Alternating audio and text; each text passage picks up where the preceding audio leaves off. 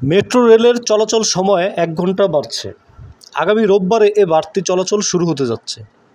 সেক্ষেত্রে সকালে বর্তমান সময়ের চেয়ে আধা ঘন্টা আগে চলাচল শুরু হবে, আর রাতে এখনকার সময়ের চেয়ে আধা ঘন্টা বেশি চলবে। অন্যদিকে আগামী মাসের মাঝামাঝিতে মেট্রো রেলের ট্রিপের সংখ্যা বাড়ানো হবে।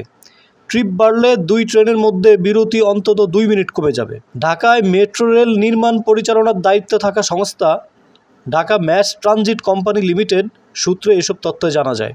ডিএমটিসিএল সূত্র জানায়, মেট্রো রেল চলাচলের সময় ও ট্রিপের সংখ্যা বাড়ানোর বিষয়ে গত মাসে সিদ্ধান্ত নেয় কর্তৃপক্ষ। এ লক্ষ্যে গত 25 সেপ্টেম্বর পরীক্ষামূলক চলাচল শুরু হয়।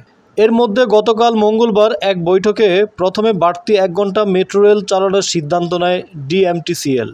মেট্রো রেলের ট্রিপ বাড়ানোর বিষয়টি চূড়ান্ত করার আগে আরও কিছুদিন পরীক্ষা চালিয়ে যাওয়ার সিদ্ধান্ত হয়েছে বলে সংশ্লিষ্ট সূত্র জানিয়েছে। এক্ষেত্রে 15 নভেম্বরের মধ্যে বাড়তি ট্রিপ শুরু হতে পারে। ডিএমটিসিএলের ব্যবস্থাপনা পরিচালক এমডি ফারুক আহমেদ বলেন, পর্যায়ক্রমে তারা সেবা বাড়ানোর সিদ্ধান্ত নিয়েছেন।